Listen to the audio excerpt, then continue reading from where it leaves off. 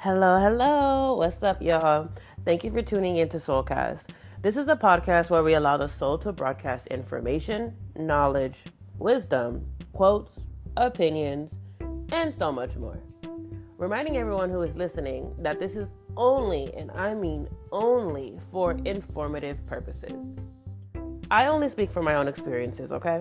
What is spoken on Soulcast are my truths, my beliefs, and it's all based off of what I've learned from others around me, what I've read in books, and what I experienced entirely on my own. Soulcast is here to express, shine light on, and challenge all things mental, spiritual, emotional, and physical. Everything is up for discussion over here, okay? Feel free to email us for topics you'd like us to discuss. It'll be below in every episode details, okay? Now, let's get into the good stuff. I'm Mila Nunez, your host. Let's talk about it.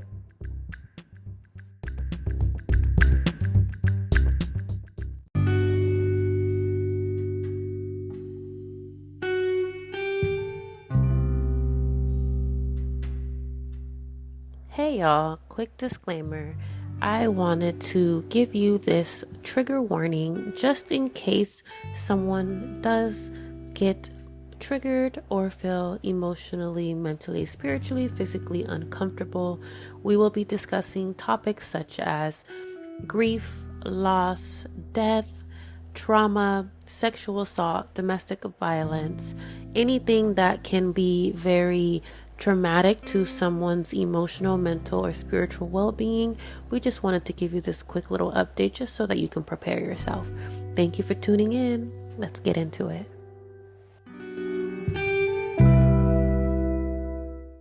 Okay, good morning. Happy Monday. How is everyone doing? I am interviewing the amazing and spiritual, I want to say influencer, but I'm going to let her speak for herself, Miss Kimberly Braun. Hi, Miss Kimberly. Hello there, Mila. Great to be with you. Likewise. How are you today? I am doing great. I'm here in Boulder, Colorado. It's a sunny day, and I am enjoying the sun casting its rays upon me as we get to speak. I love that. We just had rain down here in Charlotte, North Carolina, and yesterday it was just raining all day. And now it's just clear skies and beautiful sun. So I love the warmth. I love the sun. That's awesome. That is awesome. Yeah, and it's wonderful to be with you. And I love that you use the word influencer. I think when we are open to the movement of spirit deep within, we can't help but have impact in the world around us, more in a humbling way than it is a way where we're puffed up, if you will. hmm Yes, I completely agree. How about, you tell us a little bit about yourself, where you're from, how you identify in today's society, what brings you to Soulcast as well. Sure, sure. And you know what? What really drew me to our conversation was the title soul. I would say that from my earliest years of recollection, I was aware and was having experiences that put me into contact with my soul, Mm. that showed me that I'm here on a journey that's much more of soul than it is of anything else. And all that's of form, my mind, my heart, my body, all of these things are an expression of my soul path in life. So that's been my curiosity and my playground ever since I was about 5. Oh. And it's not to say that I haven't lost focus from time to time in my teens. I had my own bits of struggles with who I am or what's happening or where am I going, but it's always been in the context of this awareness of the soul path. And as an adult, I started out my adult life working with the homeless in California, Mhm. having a lot of very deeply mystical experiences that were illuminating and rocking my world, and ultimately led to my joining a monastery where I could immerse myself in what I call the beloved Mhm. and really give myself over to this love affair of life. And then as a monastic nun, I was there for 10 and a half years, living a life of off the land, chant, meditation, silence, powerful rhythm, letting me tap into how much there's a cosmic dance. Mhm.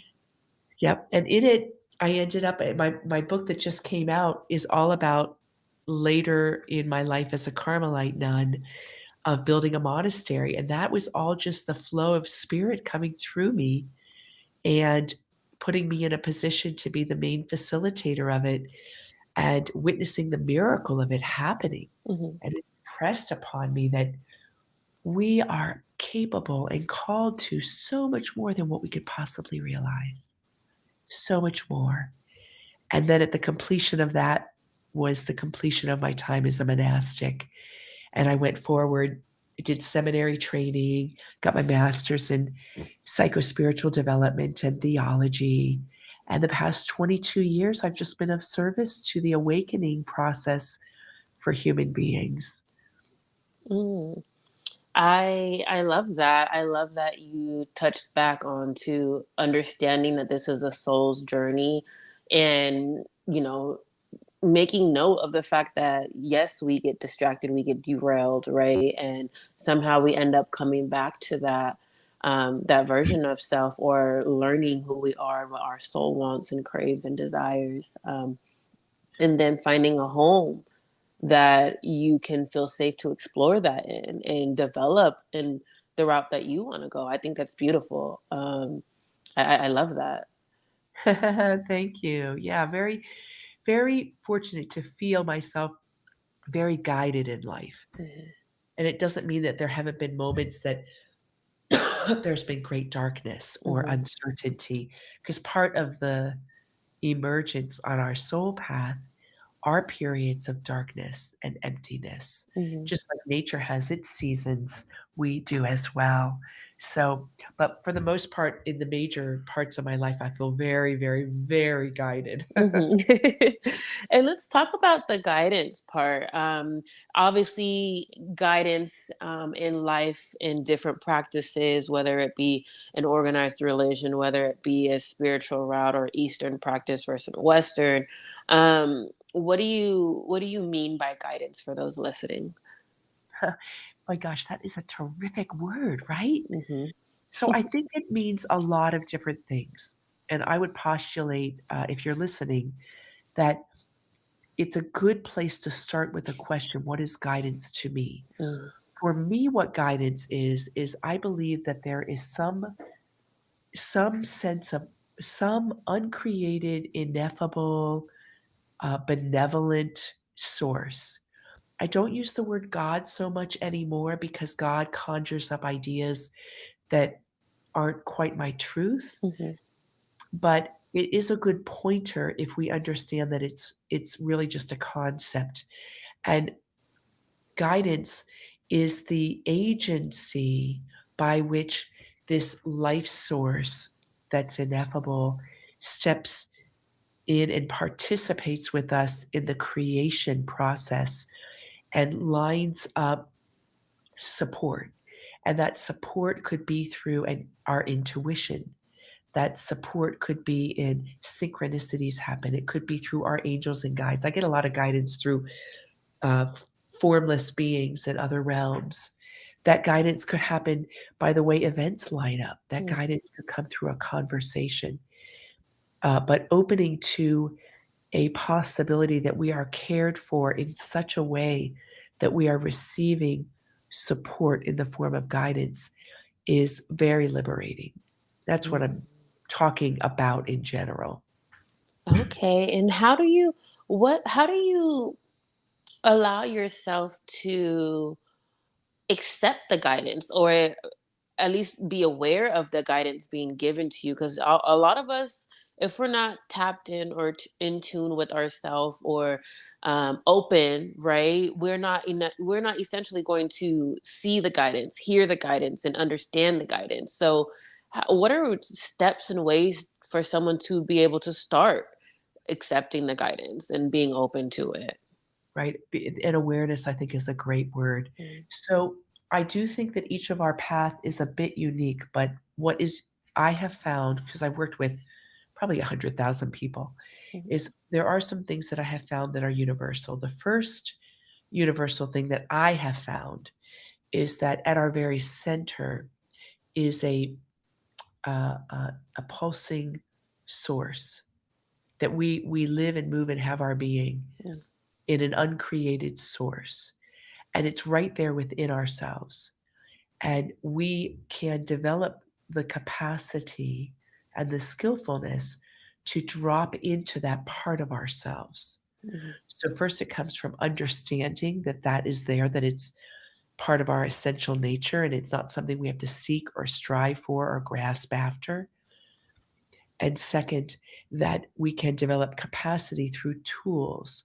There are many, many tools. Now, I teach forms of meditation and contemplation because there is a way that it creates a relaxation in the mind and the heart to drop in mm, to this place. And I believe that every person drops in at different times, but sometimes it gets shrouded and covered over by the stresses of life. mm, Usually, I can help anybody discover and remember at least even one time when a sunset drew them into a place of unity and harmony that was undeniable. That's what we're talking about there, and that's part of our essential nature. So, practices and shifting our perspectives to put us in a line with this essential nature is the way that then we begin to experience the guidance. mm.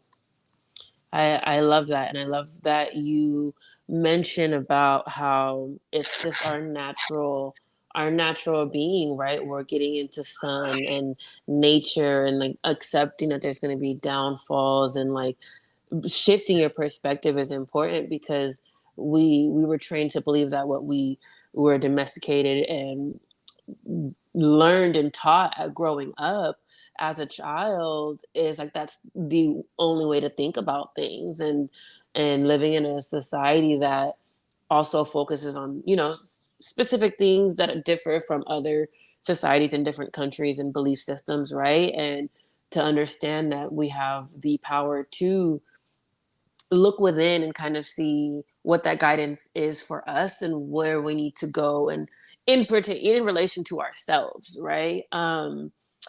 I want to ask you, what do you think the difference Mhm. is in those sayings of like power of self versus like attachment to like self image and ego, like because that can also play a part in you know um in this journey, right? Yes, and you make a great distinction, and I think that's part of the awakening process Mm, is understanding that the true essential nature, the self that we might call a soul having a journey here is different than the false senses of self. mm, And that's where attachment and things like that come in. So, a very practical example, which I think if you're listening, you can totally relate to, is we all desire things such as peace, unconditional love, fullness of life, a certain amount of freedom, uh, total freedom. There are so many qualities that I think human beings, all in all, can agree upon are somewhat universal. mhm, And in our discovery of who we are, we we will look towards aspects of this world as a way of finding satisfaction for these desires. mm, And we're enculturated into it. We have collective consciousness. We have our individual path that includes belief systems and trauma and all sorts of things. So we're complex.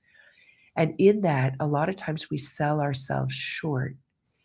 And we then find that we have put our power into something that isn't ultimately liberating. mm, But part of the beauty of that, I believe, is that then we can look at that contrast and that limitation and say, oh, it's not that. And instead of losing hope and despairing, we can go, well, it must be something else. right. And that helps us then drop in more and more to pose better questions that can give us the answers that set us free. Mm. I love that, and that leads to my next question. Mind you, these questions are popping up as you're talking, and I'm loving it. I'm like, ooh, I can ask this. So I wanna sidetrack, but it still stay on track in a sense, if that makes sense.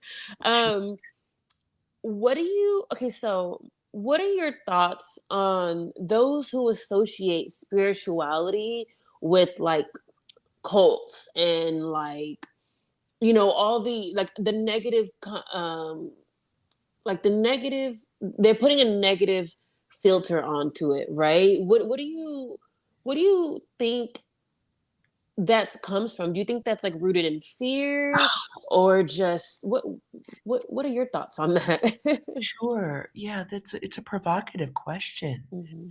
Um, I think most everything comes down to ignorance, Mm, and we in life over and over again experience qualities that we might say are charismatic.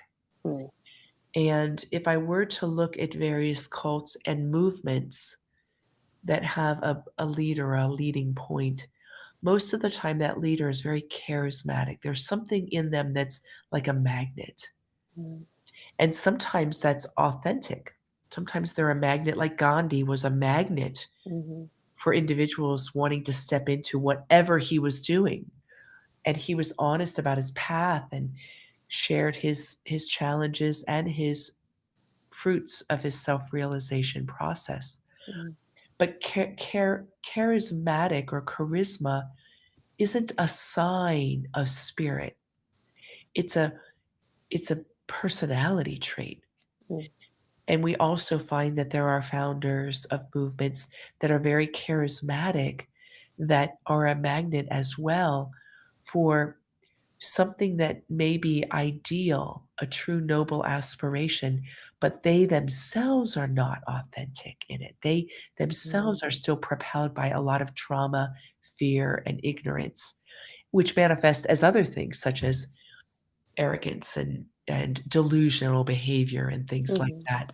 So when I look at movements, I think that many people are attracted to them because something in them spoke to their soul, right? Something said, "Oh, wow, I'll have belonging here. I heard this podcast and it healed something in my heart." And we're usually attracted for really good reasons. mhm, But caught in that, if the charisma of some of the founders isn't rooted in authenticity, and they haven't developed and healed enough themselves, there's gonna be delusional aspects that get hit. And I think we see that in absolutely every religious tradition, in every cult, in you'll see it in every organized spiritual entity. I don't know that there's any that are free from that happening from occasion to occasion. mhm, mm. Yeah, what about you? That's a provocative question. Yes.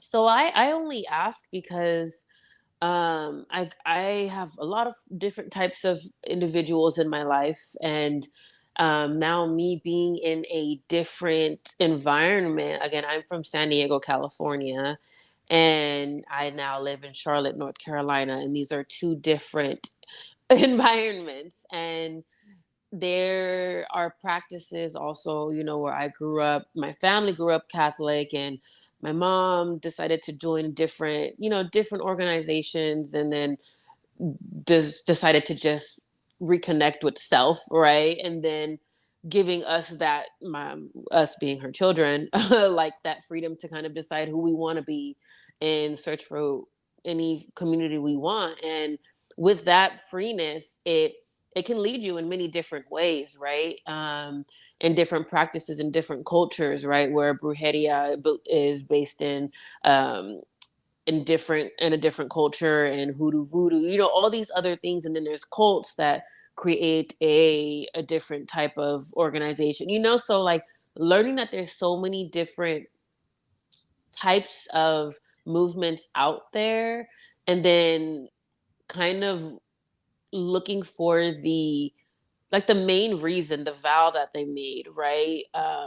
It's all to uplift or to empower the free will of self, right? And just trying to understand who you are as an individual and what separates the two. And I think for me, in my understanding, which separates spirituality and like occults and organizations and like movements, is that spirituality is it pertains to the person, right? Mhm. Who they see themselves as in the collective conscious, right? Like how do I create uplifting in environments and empower other individuals? Well, I have to do that starting with myself, Yeah. right? And then I think from then on it becomes contagious. It's like, okay, cool, like this person has experience because they went through this and they're being authentic, truly authentic to themselves. And I read a quote in a book and it said, for it's not going to be verbatim, but it was something along the lines of an individual who casts their light unapologetically will trigger an insecure mind. And when Oh, I read that, right, right. right. Whoa, that is brilliant. Hmm. Can you say that again? Yes, I definitely can. I actually let me grab the book and read it verbatim because it was so beautiful. Like it was also like, whoa, like I've been there where somebody triggered my dark phase of a time, right? And it's just very interesting. But let me go ahead and pull that up. I had it like right next to me. Um, so it's called The Inner Work, and it is by, let me pull it up. The yoga couple, Matt and Ash. And it's an invitation to freedom and lasting happiness. So this is kind of something that I dove into recently as well.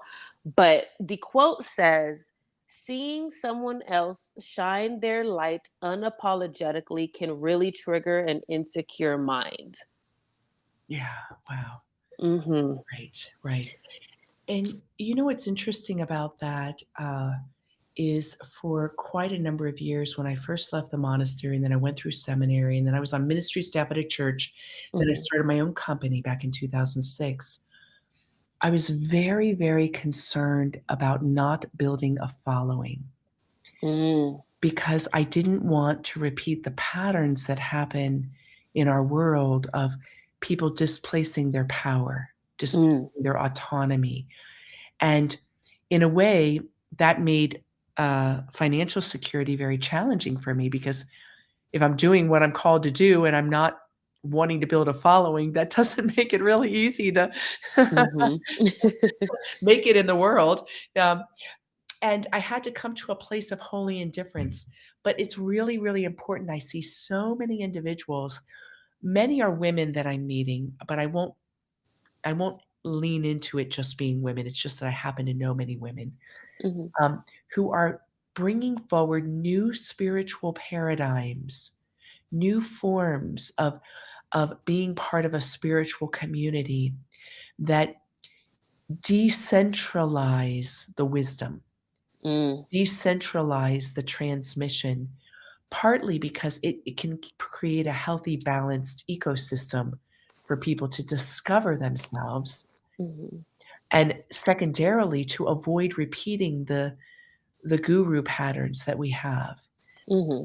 How many times have we had a guru instance that has resulted in a lot of unfortunate conditioning for the followers therein? Yes, I completely agree with that. And I honestly like I love the fact because I found this book on TikTok and I'm never on TikTok. I Whoa! know. I was like, what? It just popped up and things like that. Again, guys, talking about guidance, right? Where little things pop up and if we're open to receiving it, we're gonna be like, hey, it's not random. I mean, it could be very random, right? But then, like you said earlier in the episode where we're talking about synchronicities, right? Things falling into place and you know and it aligns, right? And then that's part of the guidance, it's part of that universal intelligence, right? That higher force that's allowing your path to line up for you. But if we open up to it, like I did with this book, I just randomly was like, okay, cool. It's on sale for $11.99, I think. Oh, why not? You know, I'm that person. Yeah. People can call it impulsive. However, I think it's intuition. Like I and think it was intuition. Totally. and then here I am reading a quote out of the book that resonated with me. And it's funny because earlier this week, it's actually Monday. This is a new week. Mila. Okay, so last week I actually was reading this and I sent it to about 15 people on Instagram and I posted it on my story. And the feedback I got back from it was like everybody was like, wow, like I didn't think about it like that, or wow, like you gave me a new perspective. And I was like, that's not even me. Like Right. this is the book that I found that I'm reading and I wanted to share with other people to have that understanding of like, look, like there's a different way to look at it, you know, at a lot of things. And if we choose not to, that's where the ignorance comes in, right? Where we're not opening ourselves up to change. And I was just recording another episode earlier today where I was talking about this journey. Life is an everlasting changing, like a revolving door. Like you go through one phase, you go through another, and if you're not learning from that, you're going to repeat it. And you know, so we should not be the same person we were a day ago, a year ago, a month ago. And if we are, I'm not saying there's anything entirely wrong with it, you know, like if it's causing dis-ease in your life, if you're not happy, and if you're only stressed, it's like maybe there needs to be a change that's happening. And it could be those little random pop-ups that appear to you as random, but Amen. mm-hmm. Yes, So so yes. why not go after that, those little tiny things? Like we all have it, we all have intuition, we all have that inner guidance. We just have to be willing to one step out of our comfort zone and be like, okay, yes, let's do it. Two, unlearning what we've learned to be the one shoe fits all everything, you know, growing up. And then Yeah. three, wanting that change and understanding that you want better for yourself. And so I'm yeah. Man. Yes, I really appreciate how you gave voice to that. That's, it's brilliant, and I think then we find like, many times people ask me, what my titles are and that, and, yes, I'm trained as a minister. Yes, I'm a Reiki master. Yes, I've got formation, and I think formation shows the level of our devotion and our willingness to be formed and learn so Mhm. we can develop skills. But in a more accurate way, my call is to be a friend to people on the journey. Mm, And my call is to be a mystic adventurer, to discover the outermost reaches of what it means to evolve and be alive, like you said, forever changing and growing. But to be a true friend on the journey is to reflect mm, back to people the essence of what you see, not the passing part of what you mm, may see, but the mhm, essence. I mean, how many great stories are there when, two individuals meet and one's a little irritated or off mhm, off their mark, and the other sees the light within them and is the light themselves in a way that's not pushy, mhm. gentle and penetrating. And then the one that felt irritated reignites their own light and steps back into their joy. Mm. Yes, yes, yes, yes. And I love that you say you use that analogy because that's the most occurring one, right? Where somebody's overworked and highly stressed and going through all of these different things, and they come across somebody who's, I am going through all these things too. However, things are great. Life is this is part of life, you know. You and people look at that person like, okay, what's going on? Again, triggering the insecure mind, right? Where they're like, okay, why are they so happy? Why do they have all this going on? But then it also makes them think like, okay, why am I not that happy? Why am I like they're going through worse than me is what it sounds like, and I'm over here going through all these X, Y, and Z's, right? You know what? Let me talk to them. Let me, and you know, just it causes them to be curious about why they are feeling and moving the way they are, and that's all I want to do in life. I don't want to tell you what to do or like what I see. I mean, I see things that can help improve your life. I'm not going to overstep and tell you what it is, like, however, I'll be here as a friend on the journey, right? And Yes. saying, hey, like, I noticed you're doing this. How did you notice that? I mean, why do you do that? And then I ask questions. And then sometimes they end up thinking and they're just like, I don't know why I do that. And that's fine. But it's causing them to think, right? And see if that's really theirs or if it's a teacher that they had growing up or if it's a sister or a mom or an uncle that told them something and they agreed to it. But this is pertaining to beliefs and stuff and values and everything like that. But um yeah, I love that. Man. So for you, I would say like another question. Yeah, every time I hear you say something, I'm like, okay, let me see what else there is there that I can ask because you have so much insight and grace. You carry a lot of grace in your voice, and I hear it, and I love it. And I want to ask you, like, what does grace mean to you, and how do you continue to carry and give grace? Yeah. So grace is a sort of an elusive word, isn't it? Hmm. Right? I would say that grace is something of the energetic fascia of the agency of divine love in the world. Mm, And I know that sounds very complex, and I probably could refine that statement. I should probably nail down what my definition of grace is, mhm, because coming into the word grace, I use a variety of assumptions. mhm, And part of my assumption is that all creation is coming home to itself, and itself is capital S. mm, So grace is the agency that is assisting that to happen. So my belief is that really everything is grace. Everything mm, is grace. Every event, every meeting, every dialogue, every inner thought, every physicality, everything is grace. And in my book that just came out, Miracles in the Naked Light, I write in the introduction because it's really important for me to put this out there. It's a tricky postulation because mm, if you really look at it at face value, you could easily use it as a way of bypassing or repressing or disassociating from pain and suffering. And what happens, I believe, when we look with the lens of everything being grace, we open up to a level of intimacy mm, results in a completely different experience. And I'll just use the challenge part of it because obviously when everything's going juicy and great and that it's like, yeah, woo, great. Like it's really wonderful to celebrate that in that moment. So you don't have to point to it so much.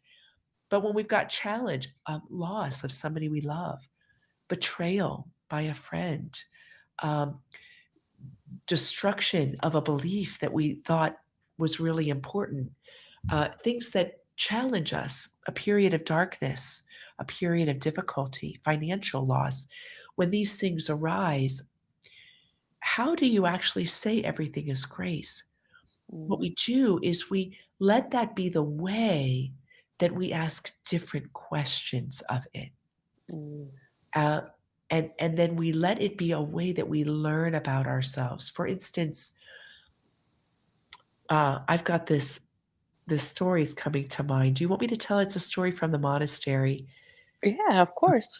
Okay, so uh, if you're listening, I was at a monastery for 10 and a half years, and it was very illuminating. Well, I went through this one period early on, my first 6 months or a year, where when you could probably relate me, when like you have these moments where you're like, yes, I'm ready for the next level. Like you just Mhm. feel it in your body and you just give this big surrender. Well, I did that, and then everything started going haywire. I was supposed to we would get up at midnight for meditation and prayer and that, and I was supposed to wake up my entire wing, and my alarm clock was always going haywire, and things were just screwing up. And externally, I was failing in my duties. And it was Mm. very stressful for me as a young religious to be failing constantly because it was not only failing and affecting me, it was a failing and affecting the entire community. Mhm. And I couldn't seem to fix it. It was completely out of my hands.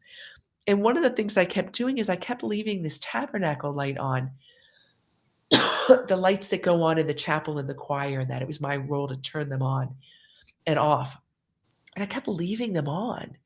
And it was so unlike me because normally duties like that, I don't even need to think about it. It's easy to be on task. Mhm. And I kept looking at him like, there's something for me to learn here. There's something for me to learn here. And I kept framing it with the everything is grace. Well, this challenge went on for 6 months. Oh, wow. Became kind of a joke in the community. You know, like when it was my turn to wake everybody up or my turn to turn the lights on and off, and that it was kind of like a running joke. And inwardly, I had my own inner battle around this. You know, at first I was the zealous, like, what can I learn? And I had all this resiliency and optimism. And then as I got worn down more and more, and I think this story's fun because it's not so dramatic. It's so little. You know, it's not Mhm. losing a loved one, which is a bigger one.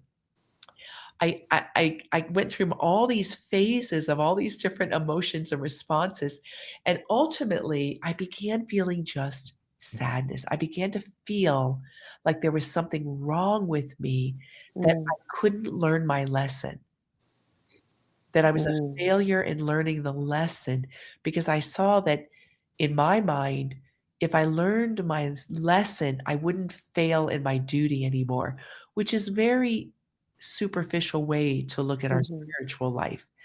That's like abundance, prosperity. It's like, "Oh, if I just am a better person at holding my intentions, then I'm gonna get that new car." And sometimes spirit has a different path for us in Mhm. our learning.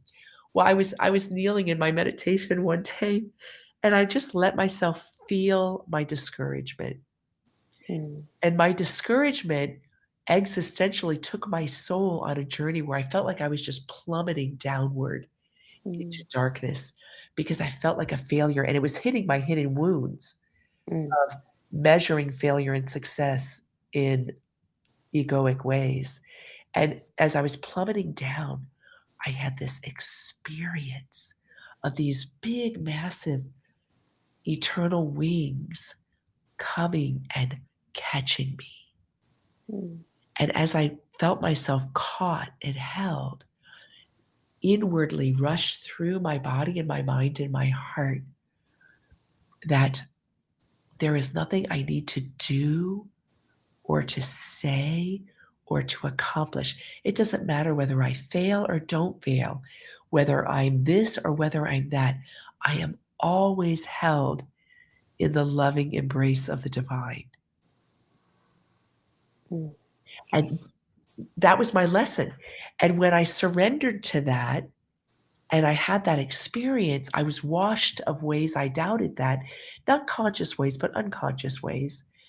And when I stopped failing in all these duties.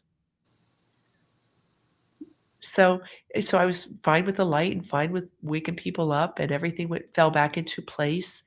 And so I think it's an example because it seems random that failing in turning a light on and off would be a way that it would set up a moment of grace for me to be healed of ways I measure success. Right. Oh, I as you're speaking, I'm just like, yes, like uh-huh. Yep. I know, I recognize that. I can relate to that. Uh-huh. It's because even for me, if I give an experience on my side, just um like I said, I moved out of California for the first time in April this year, and I'm still going through the process of adapting to a new environment, right? And Right. in the midst of my transition, I was with my ex partner. And when I left my ex partner to come to Charlotte and just kind of um, be single and just gain my independence back and find clarity, because as my listeners know, I did lose my brother last year in July, and he was like Oh, my best friend. So I'm in the midst of the grieving process. And also finding self and learning who I, all of these things. And in the midst of it, it feels so heavy. It feels so dark. It feels like there is no light and that everything is against you. And then the grace that comes is like help from family members or people randomly checking in on you. And sometimes in my experience, I'm like, what is going on? Like, why are you guys reaching out to me? Like, you never texted me or called me a day in your life. Why are you calling me now? And I'm someone, when I am in the midst of the dark and the nitty gritty of everything, like, I am frantic. I am super frantic. I am overly anxious. I'm in survival mode and I just want to keep moving. I do all this crazy stuff. Like, and I've gotten better at controlling it and letting my emotions and my minds just kind of race and do its thing and let it die down.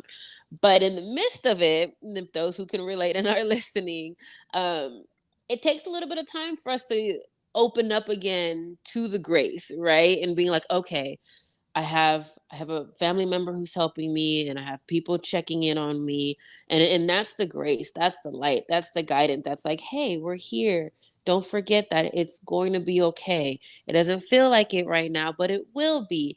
Again, everything is falling apart though at the same time, and you're just like, how is this grace, how is this part of my journey, how is this going to help me grow? It's making me stressed out right now, right? But again, for me, I have to remember, like, okay, what is the lesson? I get into that moment too. What is the lesson? Obviously, they're teaching me something. They're trying to tell me something. What is it? And then I'm trying to look for that and Yes. trying to understand what the lesson is, when really it's like, the lesson all along was like, you have a lot of courage and ambition and strength, and you're going to get past this again. You're going to get through this again. And I had to learn that I Wow. am very strong. I'm a very strong and independent individual. So I need to allow people in to help me. That was what I learned in my lesson. Oh, Yeah, so it takes time to find that, right? And then later on, and that's me realizing, these past couple months is like, oh, I really don't let people help me. Oh, I really don't let people in or get too close out of whatever it is. It could be fear, it could be like, rejection, or just I'm scared to connect to people again because I'm scared of the idea of losing them, because I'm in the midst of my grief. It's only been about a year and a half now. And so, like, I'm learning, oh, I gotta let people in, the right people, obviously. And, oh, obviously, we're gonna go through that journey of finding who's right and wrong for us. Um, but yeah, like, so just finding moments in the craziness, in the darkness. It's not always light, it's not always going to be dark. There's a balance of the two, and just remembering the like to move with it and within it with grace. And I'm going to ask you this with that, do you think hope is also a part of that, having hope that you're going to get through and find that grace again? I do. I do. And hope is another tricky word, isn't it? Mhm. Because it can feel a bit artificial when Mhm. we don't feel it. When Right. we feel hopeful, it can be it can be give you wind beneath your wings when we Mhm. feel hopeful. But how do we live in hope if we don't feel hopeful? Mm. And I think that is where we're called into a great deal of of, of silence Mhm. with ourselves around it. Like you said, the time and the waiting and the being patient with ourselves. Another way I might use a word with that is there are many ways to be silent with ourselves. Mm. Silent our mind that wants to be in control. Silence our being from uh, walking down the paths that only propel more anxiety. Again, part of being silent is accepting all of these, but staying the course and holding them all and not identifying with them all. And I Mm. think it's there then we discover hope. There's this great story in the Hebrew scriptures of Elijah. And if I've done scholastics around all this. So, scholastically, we don't really know if Elijah really existed or not, if this person existed. So Mhm. I'm not putting out there an idea of he existed and he did these things. But he represents a soul on their spiritual journey in life. And at a certain point of his life, he is deeply discouraged. He gave his whole heart and he performed all these miracles. And then he performed a dramatic miracle of bringing fire upon wood just through prayer, and wood that was saturated with water. And so he did all these wonderful things. And instead of it reaping the fruit of what he was passionate for, and that was that people would be inspired to open their hearts to God, the Mhm. opposite happened. And the royalty, Queen Jezebel, was out to kill him even. Mhm. So here he goes out into the desert, which I think is a metaphor of where we need to go to find hope. We go out into the aridity, the simplicity, the uneventfulness of the desert. Mhm. And we wait there and we wait. And then ultimately he was guided to go in a cave, and he was told that God told him that God was going to be passing by. And he had come to a place where he understood that God wasn't in the dramatic things of life. You know, grace and hope, these things are happening in the fiber of creation. They may look dramatic. You know, if you, I know I've referred to my book, but my book is a dramatic example, you Mhm. know, of being wowed by a dramatic experience of grace by building a massive monastery. But the graces and the hope in that happened in very subtle little moments. It's in the whisper. And it's in that whisper that that whisper can touch us, and we touch the hope that's within our essential nature. So I Mhm. think hope is important. And there's something to be said also for, now I spoke very poetically to it, but there's something to be said about fake it till you make it too, right? Mhm. Of just like, I'm gonna hope, I'm gonna hope, I'm gonna hope. I don't feel hope. My mind isn't telling me hope. I'm gonna hope, I'm gonna hope, I'm gonna hope. There's something about that that is pretty audacious and lets us touch our hope as well. Mhm. I love that. I love that you say that because when we feel hopeless, right? There's no way for us to be hopeful, and then that also it differentiates when those who say and who use hope, like I know I don't feel it, but they're like I'm hopeful, right? And I feel like that's also an affirmation in itself, where you're trying to push away the negative thoughts, right? That could contribute to negative emotions and feelings that make you do, negative behaviors and stuff like that. So when you're hopeful and you're kind of reiterating it to your mind, saying, I'm hopeful this is going to happen. It's okay. Like I know that this is going on right now, but you never know what's going to come out of it, and being hopeful in that way. I feel like that's another way of affirming it and making it manifest into your life, right? And I did want to have you discuss about manifestation and your relationship with it, and just to give people an insight of it not being, hoodoo voodoo or occultic things. It's just a life thing. Yes, I do think that we are all called to manifest great things, and great things could be the ability to be loving at all times. Hmm. So I'm not talking about great external things. But when I was in the monastery, and my book lets me really shine a light on this, and I had been in community and chant and silence and meditation for 6 years, and I received an inspiration that was an answer to a yearning in me. Hmm. And that inspiration said, "Build the permanent monastery." And I'm sure you can relate to this, I could feel it was of spirit, so I gave this massive yes. But I had no idea what I said yes to, Right. and my assumption was, "We are gonna build the permanent monastery." Like, it was a very generalized big yes. Hmm. I had no idea that literally I was gonna be the general contractor at 29 years old. That literally I was gonna be one of the designers and one of the principal fundraisers, that literally I was gonna be downloaded with the capacity to manage 17 crews a day and a Mm, multi-million-dollar project with no experience and do it with ease and joyfulness. I had no idea. Well, the experience of that is remarkable because in it, I couldn't have not been in the flow of that mm, manifestation. It was so strong, it was so all-consuming that it was flowing through me and I was just giving witness to it. mhm, And it's such a great example on a practical level for each of us. What am I being called to that it wants to flow through me?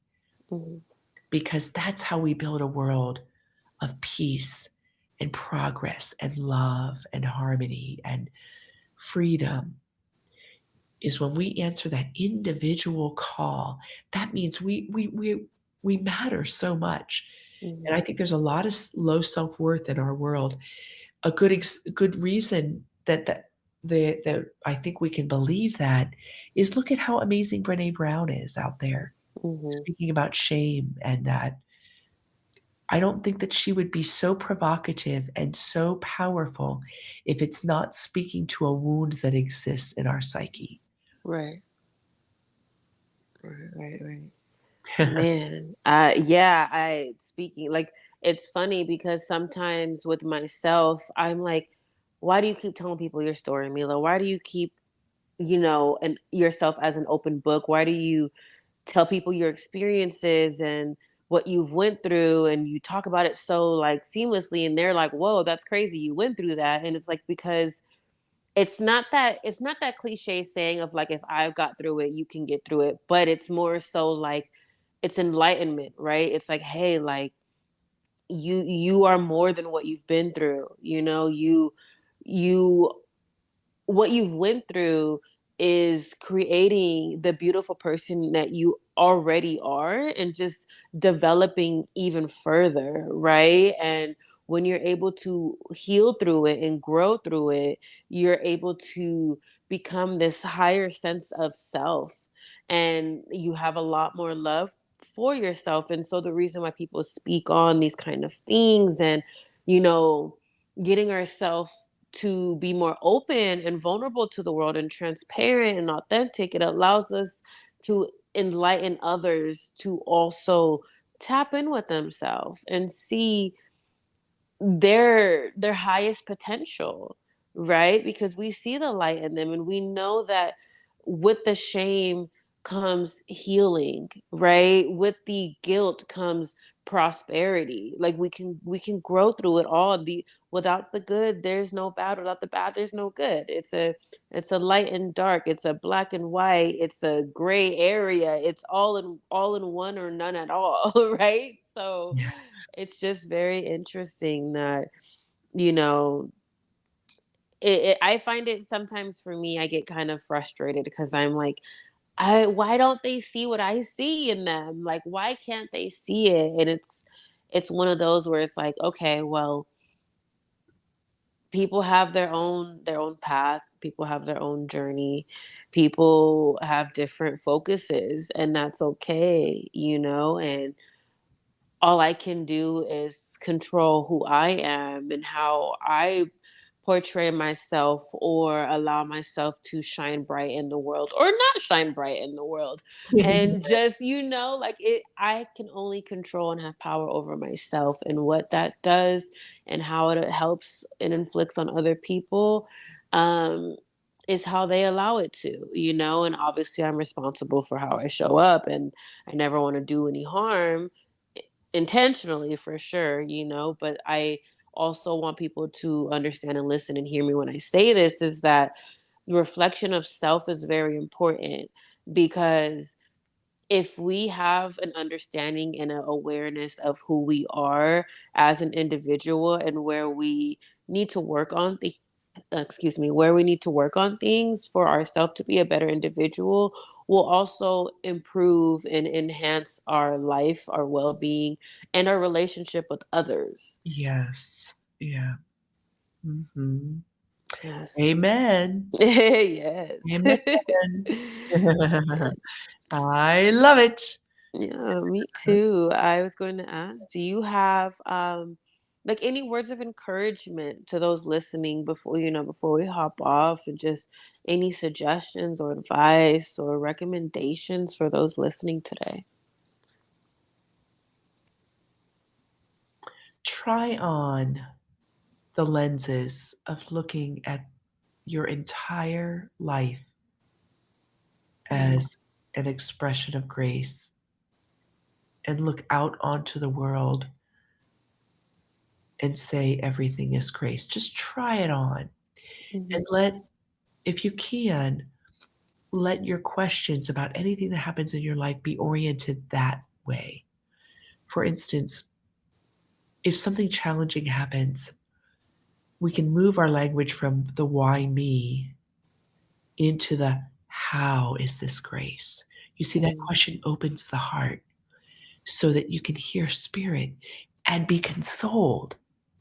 The end is not greater strife, the end is being consoled. So that would be my advice, is try that on as a practice and hold your own counsel as to whether you believe it's true or not. mhm. I couldn't agree more, honestly. I appreciate you so much for having this conversation with me and getting all this insight and your experience and your story out there to help others relight that candle and that flame within themselves, right? I really do appreciate our conversation and all that you've talked about. Oh, I so appreciated everything you shared as well. Thank you. Well, I hope you have a beautiful rest of your day and an even more fantastic week coming up. Amen, and happy holidays, my friend. Happy holidays to you. You have a great day, and I'll talk to you soon. Sounds wonderful. Take care. Take care. Bye.